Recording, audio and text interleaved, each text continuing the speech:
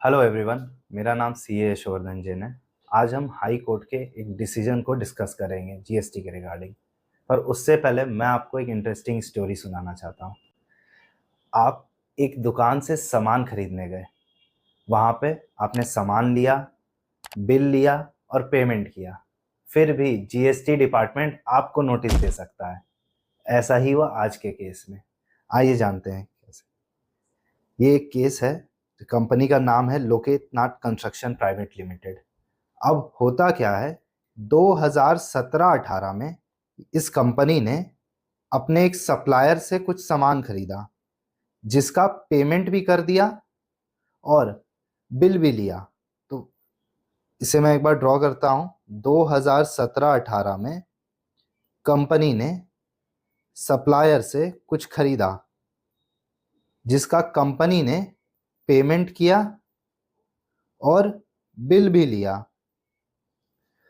पर 6 साल बाद 22 अगस्त 2023 में क्या होता है, जीएसटी डिपार्टमेंट ने कंपनी को नोटिस दे दिया कि आपने जिससे सामान खरीदा था 2017-18 में, उसने जीएसटी नहीं भरा है।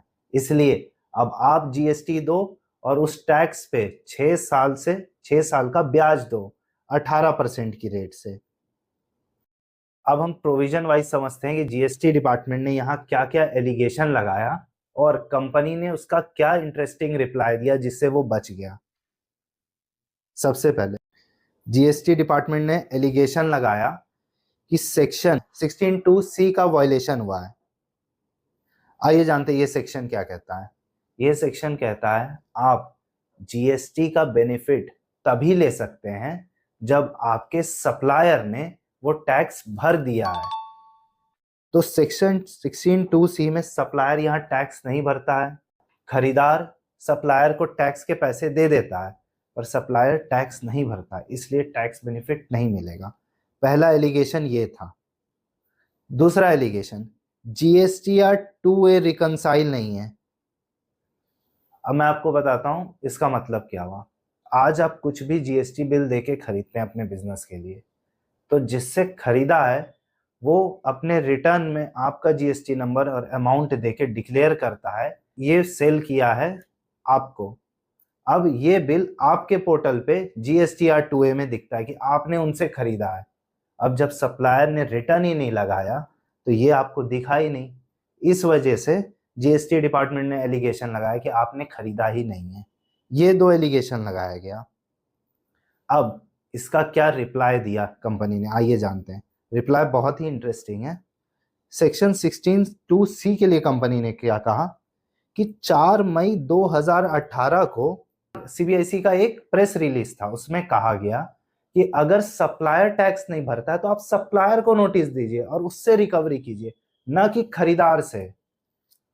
तो पहला रिप्लाई ये था कंपनी का कि आपने सप्लायर को तो नोटिस दिया ही नहीं, डायरेक्ट आप मेरे को नोटिस दे दिए, इसलिए ये गलत है। दूसरा, जीएसटीआर 2A के लिए कंपनी ने क्या रिप्लाई दिया कि 18 अक्टूबर 2018 में एक प्रेस रिलीज आता है सीबीआईसी का, जिसमें सीबीआईसी ने कहा कि जीएसटीआर 2A रिकंसिलिएशन करने के लिए टैक्स पेयर को एक फैसिलिटी प्रोवाइड की गई। ये कोई स्टैट्यूटरी ऑब्लिगेशन नहीं है कि जीएसटीआर 2A रिकंसाइल होना ही चाहिए, यानी जो बिल दिख रहा है आप उसी का इनपुट लीजिए। उस टाइम ऐसा नहीं था। जीएसटीआर 2A सिर्फ आपकी मदद के लिए था। तो जीएसटीआर 2A वाला भी एलिगेशन गलत था।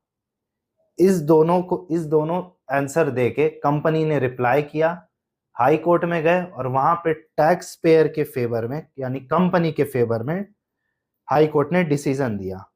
अब आप कैसे बच सकते हैं ऐसे नोटिस से, यहाँ पे मैं आपको दिखाता हूं। आप रेगुलर टाइम इंटरवल पे ये चेक कर लीजिए कि आपके सप्लायर्स जीएसटी रिटर्न लगा रहे कि नहीं। अब वो आप कैसे चेक करेंगे मैं दिखाता हूं। सबसे पहले यहाँ पे आप जीएसटी की साइट पे जाइए। यहाँ ऑप्शन है सर्च टैक्स पेयर का और सर्च बाय जीएसटीआईएन या पैन। मान लेते हैं जीएसटीआईएन पे आप जाइए, यहाँ टैक्स पेयर का जीएसटी नंबर आप लिखिए जो भी आपके सप्लायर हैं और सर्च कर लीजिए।